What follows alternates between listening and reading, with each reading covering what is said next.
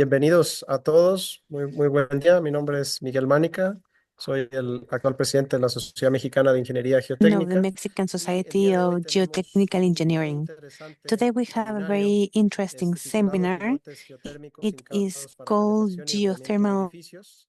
Este Pilots es un for seminario Heating and organizado Cooling por of el Comité Buildings. Técnico de Flujo de Agua y de Calor en This Medios is a Porosos, seminar cuyo from presidente es the la Water doctora Norma Flow and Patricia Heat López Committee, Acosta, chaired que by fue Dr. Norma la que Patricia López organizó este Acosta. seminario y She por was the una one serie de organizing seminarios this que hemos seminar tenido and a whole series en of los seminars últimos that we have been para este having año, muy interesantes alrededor recently. They have de all estos been temas de very flujos interesting and they de have agua, de all calor, spoken about water el efecto de flow, temas no saturados, heating, de suelos no saturados en la non-saturated estabilidad de estructuras soil, como and los everything related to the colores. stability of Entonces, structures. todos los webinars han sido muy So all interesantes. webinars Estoy have seguro que been este no very será interesting. I'm la sure that this excepción. will be no Y exception.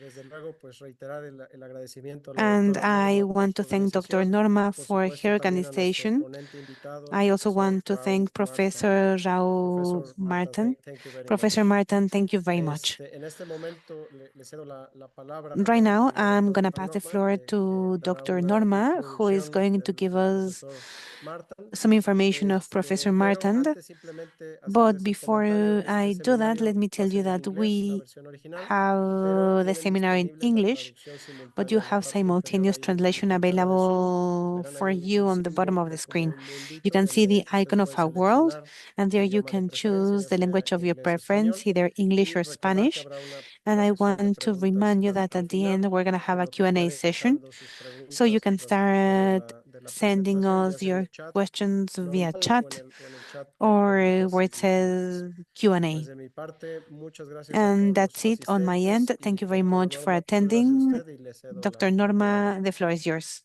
Muchas gracias, Miguel, por Thank you very la much, introducción. Miguel, for this introduction. Gracias también a todos los que el día de I hoy also want están to thank atendiendo a everyone esta interesante who joined conferencia. us for this very Thank you interesting very much, conference. Rao Martand, for accepting deliver this very interesting conference. Thank you very much. Bueno, ahora voy a presentar en español la Now I'm semblanza going del to profesor give Rao you more Martand information Singh. about El Professor profesor Rao Rao Martand. Martand es Professor Rao profesor Martand en ingeniería is geotécnica en el a Departamento geotechnical de engineering Ingeniería Civil professor y in the Civil Ambiental de la Engineering and Universidad Norteña Environmental de Ciencia Department y of Tecnología. Su NTNU. investigación se centra His research principalmente en is el mainly campo de la focused on the geotecnia de la field of energía y de la geotecnia ambiental, geotechnical realizando energy modelaciones and físicas y numéricas de environmental transporte de calor, by carrying humedad out y different heat gases en medios transportation, porosos. humidity, and gases in Actualmente dirige porous un mean. proyecto relacionado con Nowadays, pilotes he's de directing energía a project en el que related se to energy investiga su pilots uso in which he potencial para la investigates its calefacción de potential edificios use for bajo las heating buildings condiciones climáticas de under the Noruega. climate conditions Él of ha Norway. patentado He también una has solución patented an innovadora para innovative convertir solution pilotes to en pilotes de energía. make pilots into Anteriormente, energy se pilots. desempeñó como profesor Before, he asistente en la was Universidad de professor in the Surrey del Reino University of Unido Surrey in y the como United Kingdom investigador postdoctoral en as pilotes de a energía geotérmica post-PhD en la researcher Universidad de in Monash en energy Australia. pilots in the Obtuvo University su of Monash, doctorado Australia. en He el got Centro his de PhD Investigación Geoambiental de la in Universidad de the Cardiff en Reino Unido. Geoenvironmental Research Él Center cuenta con in 15 Cardiff años de University experiencia in the UK. internacional en el He campo de has las 15 years simulaciones of con pilotes experience in this geotérmicos, field of túneles geothermal energéticos, pilots, muros energetic energéticos, tunnels, energetic interacción walls, suelo-estructura, interaction disposición between de soil and desechos structure, nucleares, flujo de gas, flujo de nuclear mezclas de waste, flow cemento, of gas petróleo y and gas, liquid utilizadas in en muros, cement pantalla y used in perforaciones. walls También en propiedades and drills. térmicas, técnicas de Also in medición y thermal succión, properties, measurement comportamiento techniques, termohidromecánico de suelos no saturados thermohydromechanical y behavior of not geosintéticos, saturated así como soils en and el diseño geosynthetic soils, de as well as recubrimientos in y the revestimientos design para rellenos sanitarios. of Su sanitary investigación ha sido filling.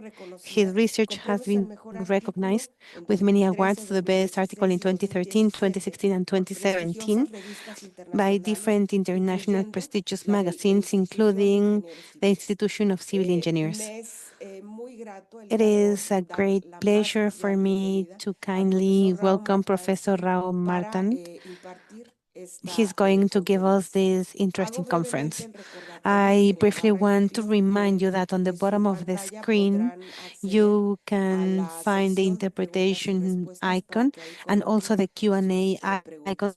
so Muchísimas that you can gracias. start writing your Sin questions. mayor Thank you very preámbulo, much. cedo la palabra al Now I'm going to pass the floor to Please, Rao go Martand ahead. Singh. Please, the floor is yours. Okay. Thank you very much. Muchas gracias, Patricia, Miguel. First of all, thank you for inviting me to give this webinar.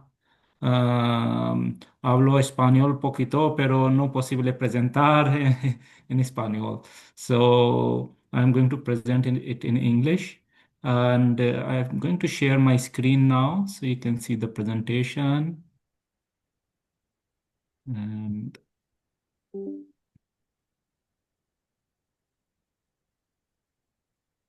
now you can see the screen and yes. Yes, we can see. Okay. Cool. Thank you very much once again. So today I'm going to talk about driven energy piles.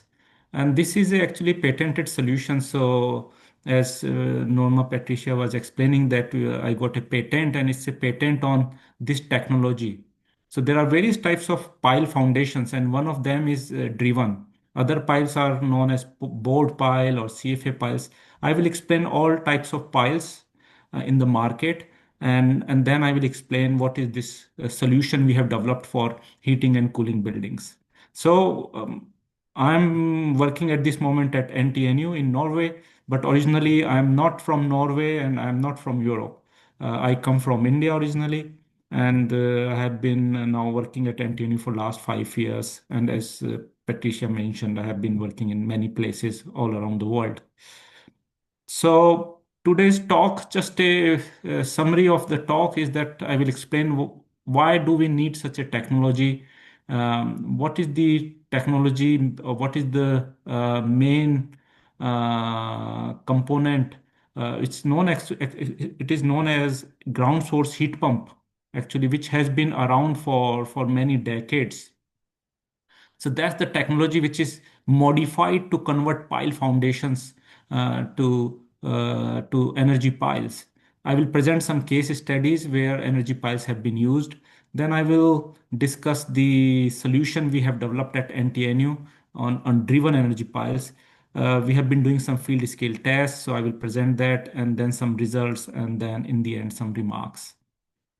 So now, why do we need such a technology and what's happening around the world at this moment? So everyone knows, especially in Europe, the ongoing war between Russia and Ukraine, and Europe is trying to go away from Russian gas.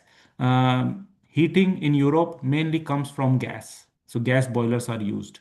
So highly dependent upon gas, but in next 5 years it has to change and they planning to stop using any Russian gas or energy in next 2 years. uh, Similarly, what's happening in last few years is that the energy prices have gone up as well, and this has caused a lot of unrest in Europe, in France, in Spain, because high living cost and due to driven by high energy prices. Same thing happening in Norway as well. But what Norwegian people do, they burn wood. They start to burn more wood because it's very cold here, energy prices are high. Then what is the cheap solution? They started to burn wood. But wood is not a good solution because burning wood causes air pollution. A lot of particulate matter, can go into the atmosphere and it causes smoke actually. And on a very cold day, you can see the cities completely covered by smoke. So which is not good at all. Now, this is the pie chart here. Uh, is showing the energy uses typical home in Europe. The energy uses. So you see in this 53% is used for heating and then 20% for hot water. If you add these numbers, is about 73. But I will say 75 to 80% of energy bills in the houses is mainly heating and hot water in Europe. If it's a warmer country like Mexico, it will be cooling. So 3/4 of our energy bill is basically air conditioning, heating or cooling. If we in Europe, because we use gas boilers for getting this heat and hot water, so every house is responsible for putting 20 tons of greenhouse gas because gas itself is not clean fuel. Though it is sold as a clean fuel, people say gas is cleaner. Gas is cleaner than coal, but it is not clean, completely clean because it has a carbon footprint. Conventional systems, we use boilers or air condition, they have efficiency of 50 to 80%. When they are new, 80%, 90%, but then with the time it drops and their design life is about 6, 7 years. And then after that, you have to change. Nowadays, carbon tax is also coming, and that's why the energy prices have gone up in last few years or so. Now, is this a new concept? No, it is not a new concept. It's very, very old, very ancient, actually. Our forefathers, our ancestors, they knew that the ground temperature is stable throughout the year. It doesn't change. Ground temperature is very, very stable. And that's why they built caves, they built houses in the ground. And you see here, this hotel, this is in Australia, South Australia. Australia is mostly desert. So it's very dry and temperature can go up to 50, 55. But this hotel built underground doesn't need any air conditioning. It's a very, very good example in a hot place. So for Mexico, so if somebody has questions whether we can utilize such a technology, yes, it's possible. For cooling, it can be done as well. So now, how does this technology work? So we need ground. So we have ground under our feet, which is available. So this energy is for free. And how do we get this energy? We need loops. So these loops are basically made up of high density polyethylene pipes, and they are carrying a fluid, water or water plus glycol. It's an antifreeze. So in a colder country, we use this. In a warmer place, we just use water. And we circulate the fluid in the loops and get the heat. Now we can put the loops horizontally, we can put the loops vertically, we can put the in a spiral shape, slinky shape. Now depends upon which one to go for. If we have a lot of space, we have a big land area, especially farm, then we can use horizontal loops. But if we live in a city center, we don't have much land, we go vertically down. So, but when we go vertically down, bore holes 100 meter, 200 meter deep, then this needs drilling, and this is more expensive than this one. So that's how the system is selected when it comes to ground source heat pump system. Now, important part of this technology is a heat pump. Now, another way to get this heat from the ground is to use the groundwater. If the groundwater table is very high, we just take the water out, get the heat and put it back. But then there are some regulations with regards to this system, because we have to be careful that if the water is contaminated, we need to clean. We cannot put it back. Though it's a very cost effective solution, very low installation cost, because no loops required, no drilling required. If the water table is very high, possibly a little bit of drilling, but not much. And but in some countries it is banned, because if we need to be careful how much water we withdraw, and that the ground get recharged at the same time, because if we withdraw a lot of water, it can cause ground settlements. And this has happened in especially in Germany. So not all the countries allow it, but like in Netherlands, they use it a lot. It's very, very popular in Netherlands, in Holland. Now we can get the energy also from river, from a lake, from sea, any water body we have next to our house, we can get this energy. We can put closed loop, we can put open loop. Again, this is a very cost-effective solution, because no drilling required, just only pipes, and pipes are very, very cheap. These high density polyethylene pipes, these are plastic pipes, very, very cheap to get them. Now this is a heat pump. It's like a size of a washing machine. We can put it in an apartment, in a house, hiding, and you can see here it gets the heat out of the ground, and provide the heat to the building and also to the hot water as well.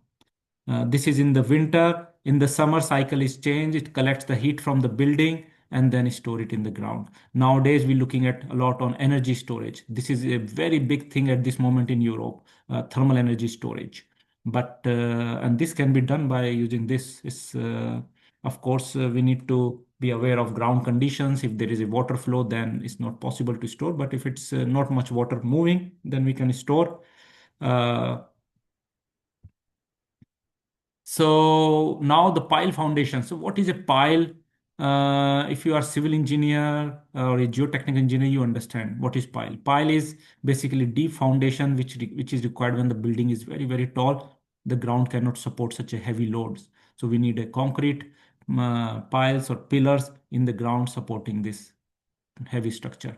Sometimes the structure is not very big like this. Here is a very small house, but if it's on a sitting on a soft ground, especially in Norway, we have a lot of quick clay, very soft clays, then even the building load is not very heavy. We need to put the piles to, because this can cause settlements in softer clays, in organic clays. Now, how does this pile works? The pile take the load by its friction from the side and the tip from the at the bottom. That's how it registers the load coming from the building. Here I put a photo of Taj Mahal because I come from India, so I'm very passionate about this structure. I will suggest you to visit if you go to India. It's a must-visit place. Uh, and this structure was built 500 years ago, Taj Mahal, and it is built on pile foundations. So not energy piles. They didn't know about energy piles in those days, but they didn't have technology like today as well. So they didn't have concrete. What they did, they drilled the boreholes and put the stones. So nowadays we call it stone column technology. This was used 500 years ago. Now coming back to energy piles, so how we can convert normal piles into energy piles. So you see the picture here. We put the loops in a cage. You see here, this is a loop here. So this pile has three loops, and then you just connect. So you put the pile, this cage into the ground, and then you connect the loops with the heat pump, and then you deliver the heat to the building. Now, there are two ways of getting the heat. You can put it in the underfloor or you can put it in the radiators. Best thing is to put it in the underfloor because then it works at a very low temperature. If you have underfloor heating, it will uniformly heat it up and you can heat it up at 25 degrees. But if you have a radiator on a wall and you heat up using a radiator, then you need to heat up at 60 degrees because heat has to go from the radiator to everywhere in the room. So we always recommend to use underfloor heating. So this will increase the efficiency straight away double. So instead of heating the water at 60, you're heating the water only at 25. So it gives the efficiency becomes double. Now, putting the loops, we can put the loops in the cage, inside the cage or outside the cage. Often we put it inside the cage, but sometimes we put it in the center of it as well. This depends upon the type of pile, whether it is a board pile or CFA pile. I will explain this later on as well when I explain type of piles, energy piles. Now the loops can be placed in a U shape. They can be placed in a double U shape, W shape. They can be placed in a helical shape. So there are various configuration we can use. If it's a shorter pile, then helical shape will give you more length. But if it's a longer pile, then U shape will give more length than the helical one. But however, the helical one is difficult to put in the cage because you need to bend it. This is much easier to put it in the cage. So this is more preferable than this one. Now some case studies, some examples where piles, energy piles have been installed. So this built in 2003 Zurich Airport in Switzerland. It was built on 306 energy piles, diameter of 0.9 to 1.5 meter diameter. 5 U loops. So 5 loops, parallel loops have been placed in each pile and it's providing 1500 megawatt hour heating annually and 620 megawatt hour cooling. Another example is this building in UK, Crystal Docklands. This is a Siemens headquarter, and this was built in 2012. 614 kilowatt heating and cooling system. And here you see the installation of the energy piles. Here you see the piles. The loops are coming outside the pile. This is Google building in San Francisco Bay. This was finished only 2 years ago. 42-acre campus, 4,000 piles, and out of 4,000, 2,500 piles are used as energy piles. and they are 80 feet deep. It's about 25, 27-meter long, and this is mainly for cooling. And possibly in Mexico, you also have a lot of cooling demand, and you see for cooling, you need to use cooling towers, you need water. So, but using this technology, we can reduce the use of water, saving a 5 million gallons water per year, such a system. Now, the type of piles, there are two types of piles, cast in situ and precast, or we can say three types of piles. So these are called cast in situ, that we make them on a site. So this is called board pile and continuous flight auger pile, CFA pile. So these are very, very common all around the world. This one is very common nowadays. People do them because you can install many of them in a day. Now this one is a precast, which you make them in a factory, and you bring them to a site, and then you hammer them into the ground. This is very common in North Europe, in Scandinavian, Norway, Sweden, Denmark, Finland. So it's very, very common to use a UK to use precast piles because they have a better quality control and easy to install them. But of course, depends upon site conditions and restrictions. Um so you choose the pile which is more suitable based on the ground conditions and also the noise, etc. Now, when it comes to the board pile, how do we install? I will show you the next slide. What we do in a board pile, you do a bore hole. You do a hole in the ground, and then you put the cage with the loops. And then you fill the concrete bottom up with using this tremie pipe, and then you finish it. So you fill it, and then you can see the loops here, all the loops. This pile has 3 loops. So this is board energy pile, cast in situ. Now CFA pile, what we do is that we make a hole and auger goes to the bottom doing the hole. And then what it does, when you start to take it out, you start to fill the concrete from the same auger. And you take it out and you're filling the concrete and you take this auger out. It's out. Now you bring the cage and you push the cage in the concrete. So here there are a lot of floating forces coming from the concrete. You have to then possibly this cage may not go all the way. Sometimes you generally provide only half the length, which is okay because the bending stresses are coming only half of the length of the pile. So then we provide the cage to the half of the length. And in this case, because it's only half of the length, then we put the loops in the center by using additional bar and putting the loops all the way to the bottom of it. So the earlier on the photos I showed you that I said you can put the loops in the center. It is in the case of CFA pile when the cage is not going all the way to the bottom. Now, coming to driven piles, this is precast piles. So we make them in a factory and bring them to a site by drive them and then hammer them into the ground like this. And then once you install, you will end up with piles like this, different length depending upon how far they go into the ground, depending upon the bedrock. And then what you do, you cut the pile head to install the beam and then the slab. Now, what happens with the driven piles? There is a restriction with the length. So if we on a site we need a 20-meter long pile, we cannot, we can possibly make it, but we cannot transport it because the trucks in the world are only allowed or are capable to take 12 to 15-meter length. That's the max we can take. And even we can build a longer truck, we cannot be able to bring it. So imagine bring it to the Mexico City center, 20-meter long truck. You cannot because the roads are not made for that. So even if we have a big truck, we cannot do it. So it's not possible. So in this case, because we have a length limitation, so what we do, we build the piles in sections. So if we need a 20-meter long pile, we make 10-meter pile sections and then connect them with a joint. If we need 30-meter, 10-meter, 10-meter, another 10-meter, and then you use the joints here. And you can get whatever the length you want to achieve, 40-meter, 50-meter, by just using these joints. So at NTNU, we have been working on this joint to develop it and to ensure that we connect the pile sections, driven pile sections, and also we allow the loops through these joints. So you see this is the bottom part of the joint, and similarly the top part of the joint comes from the top, and this is the male and female part, and then male part goes into the female, and you just connect it with the locking pin from the side, and then you connect these loops coming from the top pile, and then you have a cover plate which you put it on the side to protect the loops, and then you keep hammering that in the ground. So you can make sure that the continuity of heat exchanging loops is ensured.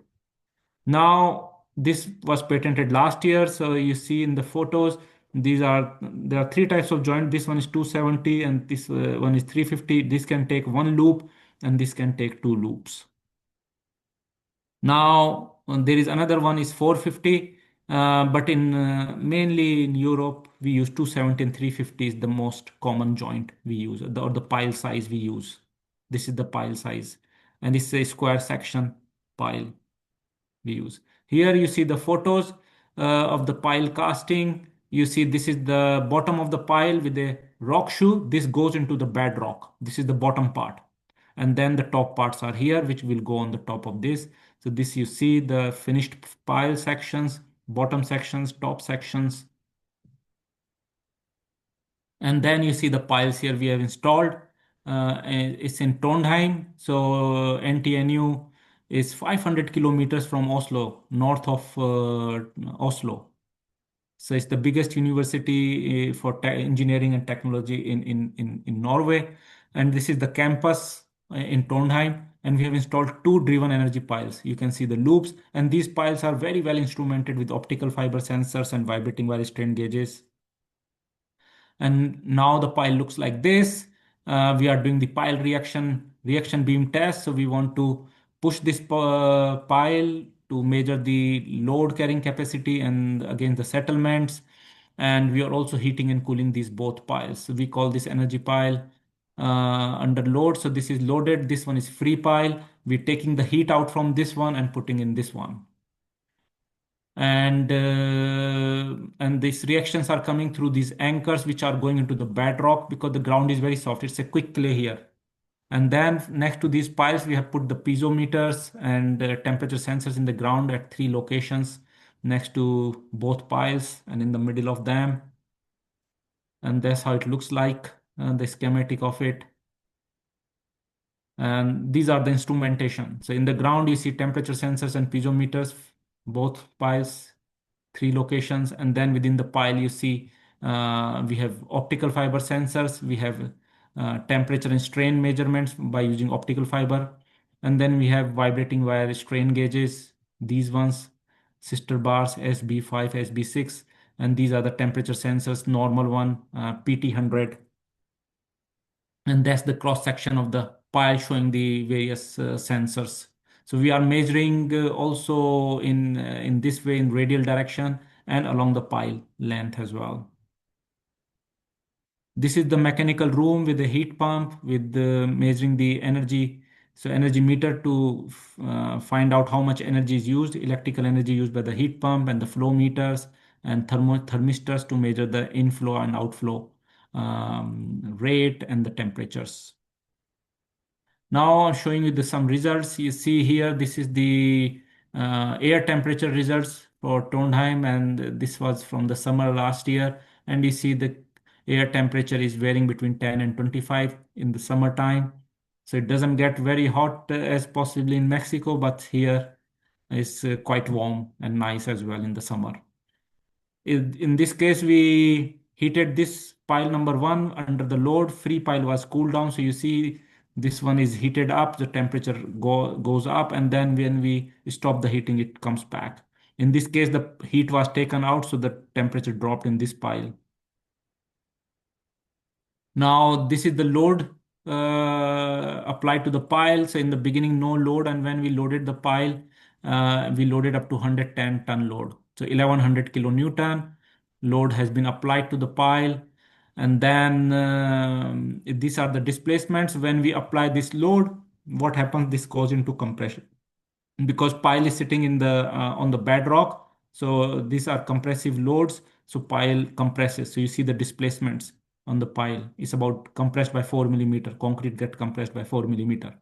But when we start to heat up, it starts to expand, and it starts to expand by 0.5 millimeter. So it releases some of the compressive stresses in the pile. And then when we stop heating, it comes back to the normal.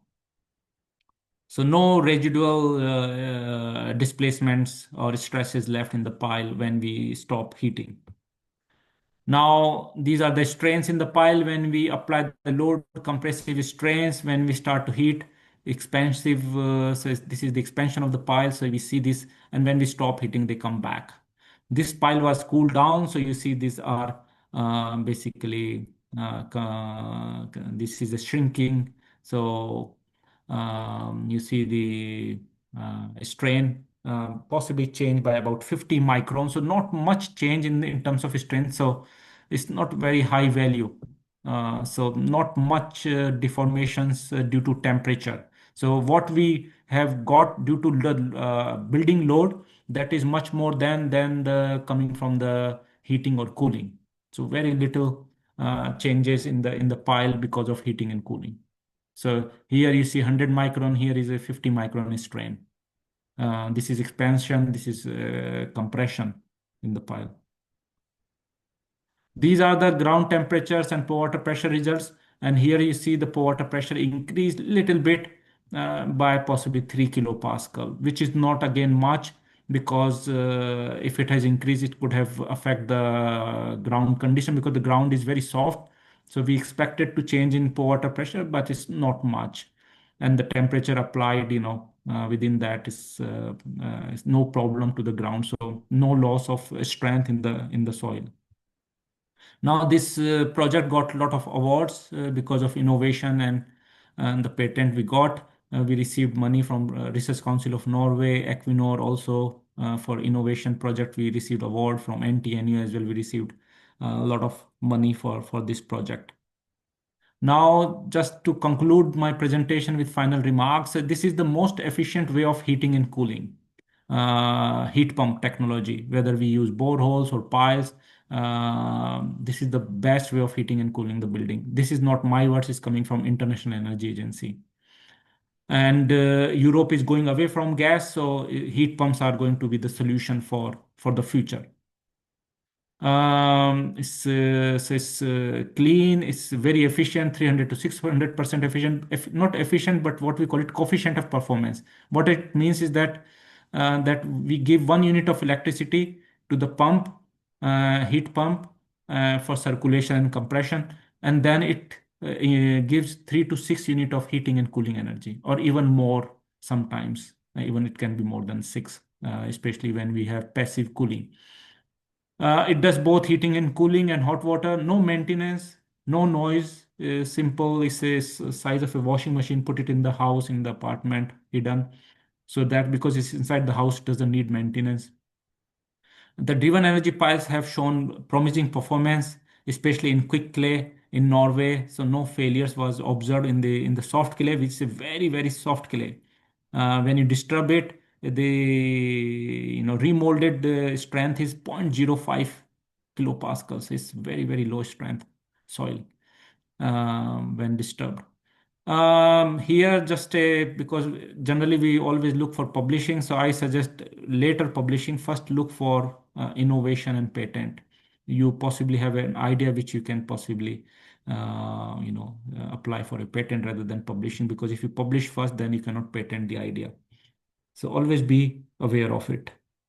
And acknowledgement. So I acknowledge my PhD student Habib, postdoc Arvind, and then technology transfer team helping us with the patent. And thanks for listening. Muchas gracias. And this is my contact details. And I'm happy to take the questions. So thank you very much. Thank you. Thank you very much, Professor Rao Martand, for this very interesting conference. So in this moment, we ask some question from the attendants. Ok. La primera pregunta que tengo aquí es de Marco León. The first question is from Marco León. Dice, ¿Cuál es el costo What's the aproximado approximate para una cost aplicación en México for an y a qué application in certificaciones Mexico? internacionales sobre And sustentabilidad se apega? does it follow any international certification on sustainability? So it's asking the question about the cost and the certification, yes? Yes. So this is a certified product, so it's a CE certified. So this can be used by any contractor, any company, anywhere in the world. And the cost is the cost of energy piles.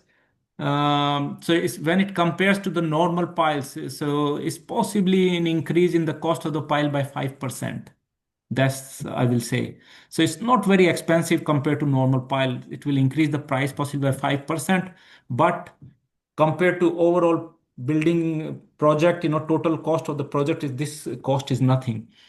And over the time of the life of the project, it will provide free energy and it's green energy.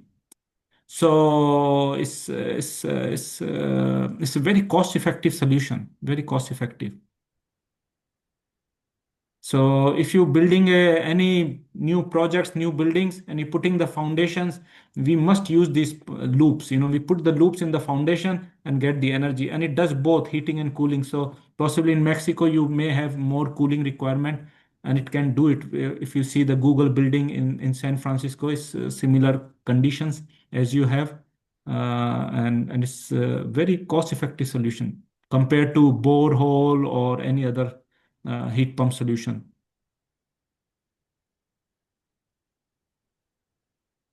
Thank you, Rao. The next question is, buenas tardes, profesor. ¿Cómo se puede Hello, asegurar que professor. no How crezcan can we make sure algas o that bacterias there dentro de is las no tuberías? bacteria growing within the pipe? Okay, so bacteria, yes, it's a closed system, so there are no bacteria can enter in that. Whatever it is, it has in the beginning. But if we doing hot water, so in case of if it's providing hot water is heated up to 60, 70 degrees. So that makes sure that there are no bacteria. Uh, so if you heat up to that temperature, then to ensure. So generally, depending upon what you're using the water for. So there are two things. If you are using the water for cooking and shower, etc., then it is heated up to 60 to 70 degrees to make sure there are no bacteria in the water. Everything killed. That's why the hot water we use it's heated up to 60 to 70 degrees to kill those bacteria.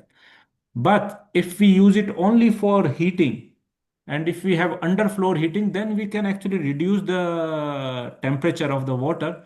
In that case, what we do is that because we are not using it for uses, then in that case, that water is not used for cooking or shower. And that one can be used for 25 degrees in the underfloor heating. So often these type of systems, you have two types to reduce the cost and cost of the system. We then provide only for heating the house, but not for the hot water. We have a normal system for the hot water and the shower because that is not needed all the time. So it depends upon how you design the system. So there are two ways of designing, but if we're using for shower, etc., we heat it up to 60 to 70 degrees. So there are no bacteria in the water. Gracias, Alfredo Luis Escobar, por la Thank pregunta. you, Alfredo Ahora, Luis otra Escobar. pregunta de Germán Sánchez. Another one Buenas from tardes, Germán profesor. Sánchez. Hello, Ejecución professor. de pilotes When executing son los CFA construidos in situ, pilots, ¿verdad? Al the introducir ones la built armadura in situ, después del when hormigonado, introducing ¿puede the generar cage, problemas en la can we instalación geotérmica? generate A veces es issues during the complicado geothermal introducir toda la installation? armadura en el Sometimes it's pilote. complicated to introduce the entire cage in the pilot. No entendió. Sí. No, Could you no sé please si translate? hice It's bien. Madura is not Madera. Madura is different thing, yes? Sí. Well, It's the cage. La armadura es ay, se me fue la palabra, el, el refuerzo del It's pilote. the rebar. Me So, imagino que es a lo que se refieren, ¿verdad? I think that's what he means. no, Germán, ¿puedes aclararnos tu pregunta? Germán, Si could me you please escribes clarify directamente a mí y la your volvemos a hacer. question? You can write me directly. ¿Quieres que pase a la siguiente Would you like me pregunta? to move to Do the you next prefer question? we ask another question and then we come back? yes, you can come back if you just translate for me because I couldn't understand what Okay, the thank you. question was in ¿Cómo? Spanish. Sí. No, regresamos a la pregunta. Yeah, we can go La back to the siguiente question later. pregunta de The David next Barba. one from David ¿Cómo Barba. es el proceso How's the constructivo para la construction process for instalación the de installation tuberías de intercambio de calor of the heat en el caso exchange de pruebas pipelines voladas in situ in the case de of gran in longitud, en las situ cuales el pilots, armado se instala por secciones? in which case it's installed by sections? Uh,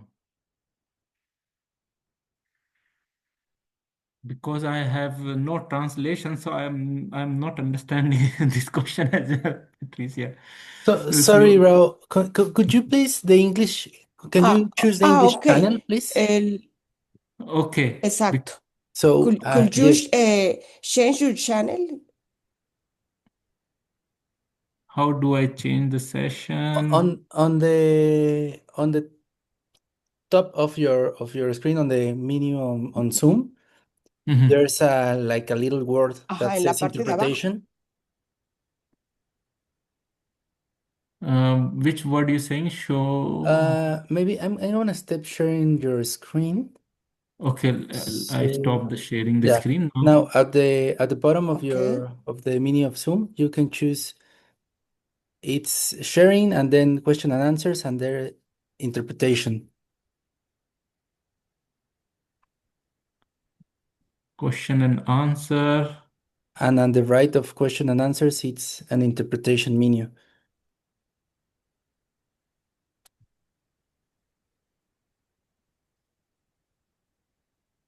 Mm, When I click the question and answer, actually it No, comes no, on with interpretation, on the right of, interpretation. and Okay, choose English channel, Marco, pero please. él solo quiere okay. escuchar, ¿no? Yes. Now I have chosen English. Yes. Okay. Ya escogió el idioma, Norma.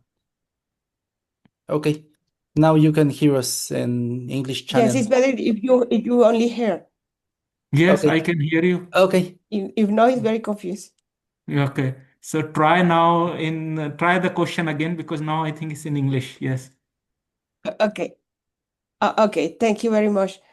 ¿Cómo es el proceso constructivo para la instalación de How's the tuberías de construction intercambio de process for the calor en installation of caso de heat pilas exchange coladas pipelines in when situ we're talking de gran about longitud in en las que el armado situ se instala por secciones? casted pipes where we have long piles and we need to install every pile by section? Okay. So now I understand the question because it's translated for me. Thank you. So, Okay. so if it's a long pile, what we do is that because the loops are already coming in the pile, so they are already in the pile, in the section, you bring the one section and you put this joint is also part of the section, and you bring the another section and you join these joints and the loops. And this way you can keep joining as many section as you want. So you can join two, you can join three, four, five, you can join, as much as you like. You can go up to 20 meter to 40 meter, 50 meter, no problem. 10 meter each section and you connect them. So as I was showing in the presentation, so they can be connected very, very easily, and it's a very quick process. So we don't waste our time. This joint is and the loops can be connected within 5 minutes because it's very important. We don't waste our time on the site. So the solution is very quick and done in 5 minutes. And it can be done for very, very long piles, no problem. And the whole pile length can be utilized for heat exchanger.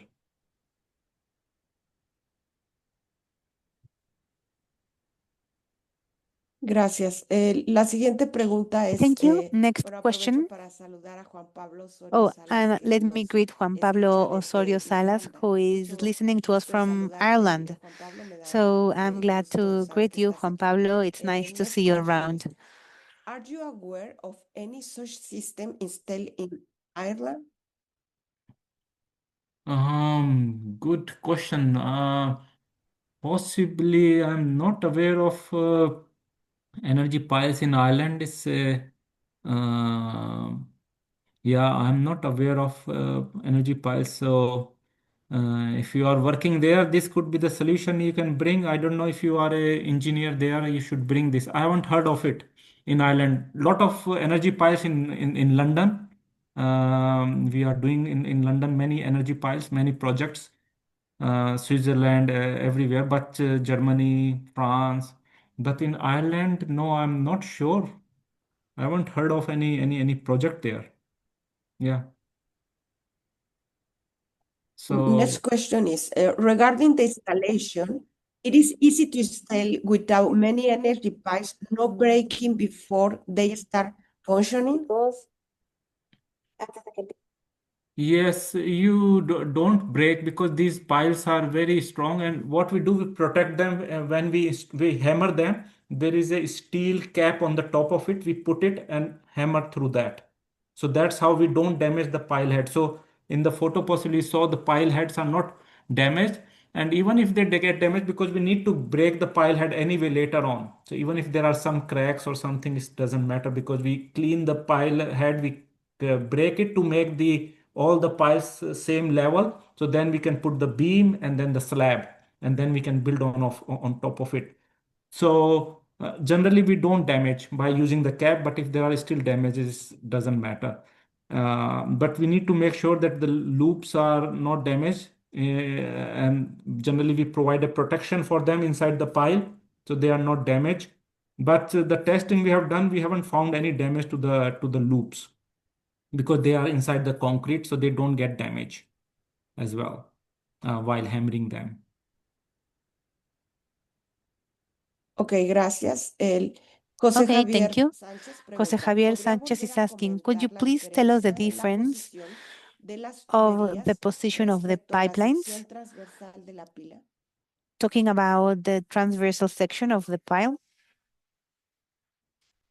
Okay, the position of the pipes is with the cage. We when we putting the cage, you just in this case we put them because it's a square pile, so we put them like a U shape. What we did was to create a U shape. We have a band at the bottom. There is a band which is connected to, so you put a straight pipes, two straight pipes, and there is a band which you connect at the bottom when you reach to the bottom of the pile near the rock shoe. And they just install in the middle along the cage.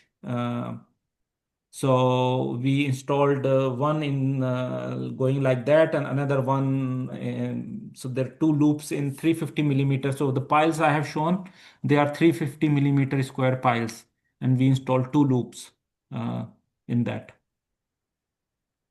But in a small Gracias. pile, it would not be possible to put. Possibly two would be challenging. But 350 we can put two easily. Gracias, Rao. Bueno, regresamos a la pregunta Thank de you, Germán Rao. Sánchez, Let's go que back to dice, en Herman pilotes Sanchez's de LG question. continuo, el refuerzo se In introduce después CFA del pilots, hormigonado. the Al reinforcement introducir la comes armadura con los after the tubos cast. When preendérmicos, la reintroducing armadura, o sea, el refuerzo, the ¿se podría reinforcement, generar algún could we problema en generate an esos issue tubos, como on roturas, the tubes flexiones such as o algo similar? cracks or reflections or something similar? No, CFA piles are also very safe. They have been used a lot. CFA piles, yes, you put the cage first, you fill the concrete, and then you push the cage in the concrete. And that's these forces are acting against so the floating forces on the cage. So that's why sometimes the cage would not go all the way to the bottom. You just leave it halfway, which is fine. In that case, you put the loops, basically use another bar and put loops along that bar, and then you push that bar in the center of the pile, and that takes the loops all the way to the bottom of it. So yes. But CFA piles, yes, there are no issues of cracks or anything. if you use half of the pile length for the cage, because most of the bending stresses are to the top half of the pile. So no such issues. They have been used a lot, because CFA pile is like, in a day you can put 5 to 10 piles. Board pile you possibly 2 to 5 in a day. You can CFA piles you can do 10. Driven piles you can do 20 in a day. So so more piles can be put depending upon which one you use, and more piles you put in a day, more it's a viable business basically. Siguiente pregunta es, Next ¿hay question. algún gradiente de temperatura Is there mínimo any que sea minimum requerido o cualquier temperature diferencia de required, temperatura or funciona? any temperature difference could work?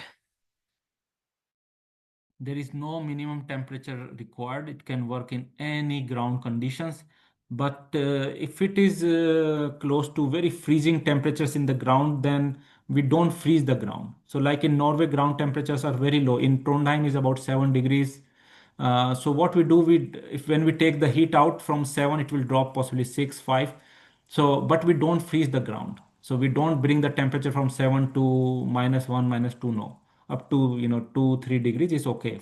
So generally 5 degrees temperature difference is allowed, and it can be applied anywhere. Even if it can be applied in permafrost. So in icy conditions in Longyearbyen, in up in close to North Pole, the ground is permanently frozen, permafrost.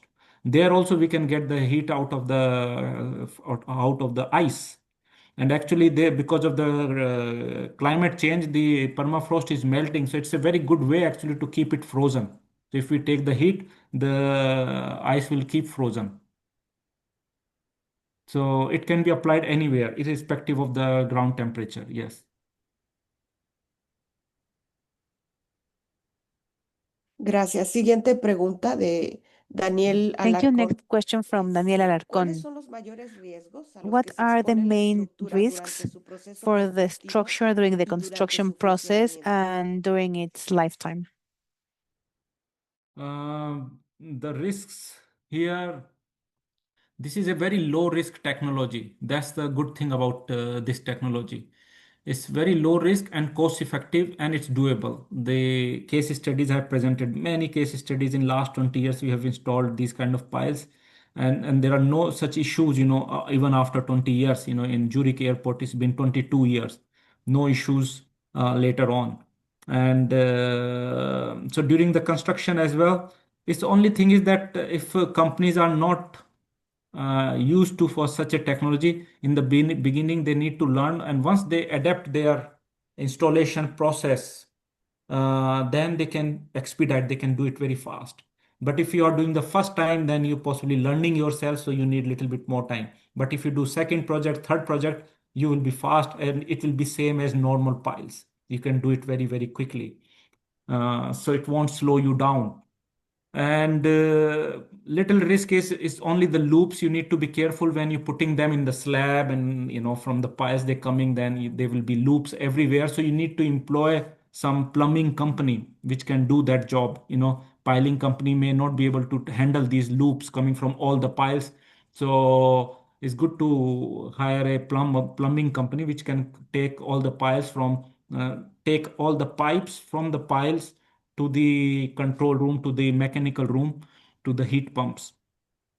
And then during the operation, it's very low maintenance. These heat pumps, they have design life of 25 years. These pipes, they have design life of 100 years. They can last up to 100 years. Uh, so low risk technology during the construction and during the operation, very low maintenance.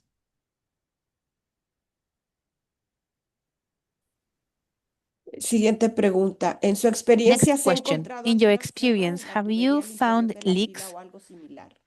in the tubes inside the piles? Okay, so what we do is that we haven't found. I have done a lot of energy piles, and what we do, when we put the energy piles in the ground, these loops are kept under pressure for 24 hours at 10 psi, at 700 kilopascal pressure for 24 hours, and to make sure they are not leaking. And if they leak at that moment, we then disconnect that loop. So and then that's fine, it can happen maybe. But generally we test them before putting them, and once we put them, then we test them again to make sure that the loops are not leaking. So not a big problem. And once at the beginning they're not leaking, they're not going to leak in the future because they're sitting in the concrete very well protected there. Si es que han encontrado algún Have problema, you ¿cómo lo found, han well, if solucionado? you ¿Ha found habido algún issues, how have you problema solved them? Well, first, cómo lo have you solucionaron? found issues related to this? And if so, how have they been solved?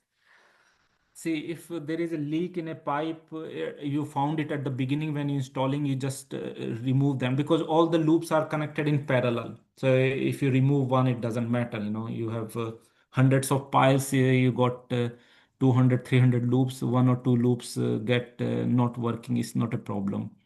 So it's not a major issue. These pipes are very, very strong. They're very, very strong pipes. So it's not easy to break them or crack them during, installation. And they are very well protected in the concrete once they're installed. So the leak can happen only from the joints. When you're making the joints at the top of the pile or at the, if it's a U loop and you're putting a joint at the bottom, then at that so, but you check them at the beginning when you put them, and at the top of the pile you check it again, and at the top of the pile they can be changed easily because they are outside, so you can change them if there is a leak there. Sí, siguiente pregunta. Fernando Sánchez pregunta, ¿qué tipo de Fernando Sanchez mantenimiento se asks, debe dar what al type of sistema, maintenance sobre should we todo give a to the los system? conductos dentro de los Mainly pilotes o pilas y to what con we qué have periodicidad? inside the pilots, and how often should we give this maintenance? Uh, the loops and piles, they don't need any maintenance. Once they are installed, they are there for the whole life. Maintenance is required possibly for heat pumps. Generally heat pumps has very low, very cost effective solutions. So generally maybe the pump, the rotating, the circulation pump maybe need replacement after some years, 10 years or something like that, depending upon the quality of the pump. But apart from that, you have no much changes in the heat pump itself. And so that's why I say it's a very low maintenance system. And heat pump, they generally run up to 25 years. Gracias. David Barba pregunta, ¿qué Thank you. alternativas se David Barba utilizan asks, what en lugares alternatives con are desbalance used en las in cajas places where we térmicas have a para lack evitar of balance in thermal sobrecalentamiento loads o to avoid sobreenfriamiento del terreno a overheating or largo plazo? overcooling of the land, long-term speaking? This is a good question. Yes, long term. So always we need to remember that there is a finite amount of energy in the ground. So if we start to take heat, or we start to put a lot of heat, so we need to allow the system to recover. We call it recharging. So for example, in Norway, we take a lot of heat in the winter for 6 months. Now what we're looking at in the summer, we have a lot of solar panels everywhere. Now what we're doing is that we're putting the solar energy in the ground in the summertime and store in the ground, and then we use it in the winter. So this in this way the system has very high efficiency, very good coefficient of performance, highest you can get. But if you don't have, let's say, solar panel to recharge the system, then you don't use the system in the summer, so you get it recharged. But if you have both heating and cooling, the system works very efficiently. So only problem comes if you use the system only for one thing. If you use only for heating, nothing else, or in case of Mexico, let's say you use it only for cooling. So means if you're using it only for cooling, then you're heating up the ground in the summertime. So in that case, what you have to do in the winter time, possibly circulate some cold water to make sure that the ground temperature doesn't increase, over the time, to maintain the good performance of the system. So in Europe it works very well because we can recharge, because we cooling the ground, so we can heat it up in the summer. But in Mexico, where possibly you have more cooling demand, so then you will heat up the ground. So in that case, either you have, so there are two ways of doing it. So what you do, you have number of piles, let's say 200 piles. So what you do, 100 piles, you use it this year, and then next 100 piles, you use it next year. And so on, you can change. You can develop the system in a smart way. So you use some piles this year, other piles next year, or you use alternate piles. You use, so that's how you can do it. So you can develop the system very smartly.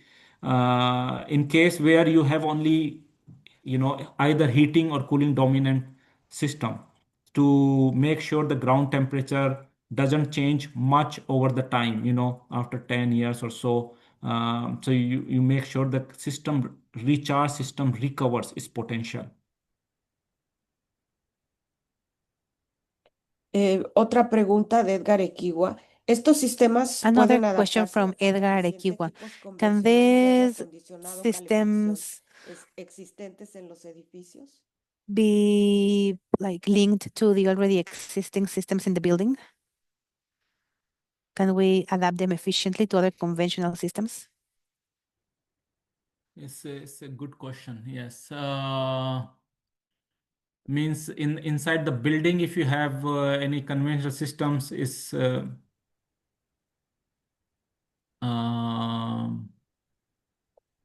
means let's say if you have in Europe we have gas boiler and the radiator, so you can connect them. It's possible to use it, but these piles are generally for new buildings. So if you have building new, then you can use it. Now we're developing a solution for retrofitting for existing buildings. We call them micro piles. So they are very small piles of 100 millimeter diameter. You can go into the basement of a building and you can install them into the basement. You take very small machinery, so you can do it for existing buildings, and and utilize the existing systems, existing loops in the building, and the radiators, you can use them. But to improve the efficiencies, always we recommend to put underfloor pipes and things like that for heating and cooling. You can do the cooling as well with the underfloor pipes. We are doing that in Europe a lot, both for heating and cooling by using these pipes. But if you're doing cooling, then we make sure that the temperature to stop the condensation. So temperature should not go below 18 degrees in the summertime, because if you drop further than that, then it will start condensation. So yes, for existing buildings, the micropile solutions can be used, and existing systems can be utilized. Yes. Siguiente pregunta. ¿Se podría estimar qué magnitud de Can carga we térmica puede suministrar estimate the un thermal piloto load that geotérmico one típico, geothermal pilot considerando can diferentes supply, variaciones en las considering propiedades del different suelo variations in the y las properties of the condiciones soil climáticas and the locales? climate conditions, the local climate conditions? Mhm. Very good questions. I give you thumb of rule, rule of thumb. It's a 100-meter long loop gives you 3.5 kilowatt energy, 1 ton of heating or cooling energy, 3.5 kilowatt. So let's say a pile of 25-meter long pile, if you have 600 millimeter diameter and you put three loops, so that's about 75 meter long length, and that will give you about 3 kilowatt easily. So 25 meter long pile with 600 millimeter length, three loops inside that, it will give you 3 kilowatt energy. So that's a thumb rule, you can use it. So the 100-meter long loop length will give you 3.5 kilowatt energy. Gracias. Thank you. Última pregunta. Last question. ¿Puede proporcionar Could bibliografía para you investigar y give us aprender some más sobre estos literature to sistemas? research and learn more about the system? Yes, you can go to my website actually. So, if you just you can just note down, I'm just sharing on the screen my website on NTNU. You see the publications there, and if you just type my name, it will come up. And look for, there are a lot of papers on these technologies with numbers and things you're looking for. The questions you're asking, everything has been described very well there in terms of numbers, etc. The cost as well.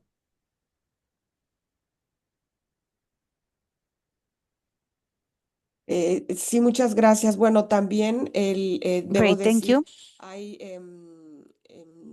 pues, referente a este I tema, must varias say publicaciones en that there español are que hemos hecho en different el grupo articles de in trabajo de una Spanish that regidora. También pueden we have from consultarlas. our work group. Finalmente, el video de esta Lastly, the conferencia video of va a this quedar a conference is disposición going to en la be sección at del Comité your Técnico de Control de disposal Agua y de Calor on Remedios Porosos our de la Sociedad committee's Mexicana de webpage Ingeniería Geotécnica. Es from decir, the pueden Mexican Association. So you regresar can posteriormente come a back to escuchar the este video later. video You con calma. can listen to Bueno, it y si también with están more time. interesados And if you are en este tema, interested in this topic, pueden igualmente conducirse conmigo y yo puedo hacer you llegar can sus let me preguntas know. o comunicaciones And a los yeah, if you have distintos further ponentes questions, que I hemos tenido can aquí send el your día de hoy. questions to Pues our speaker. muchísimas gracias al doctor Rao Martand.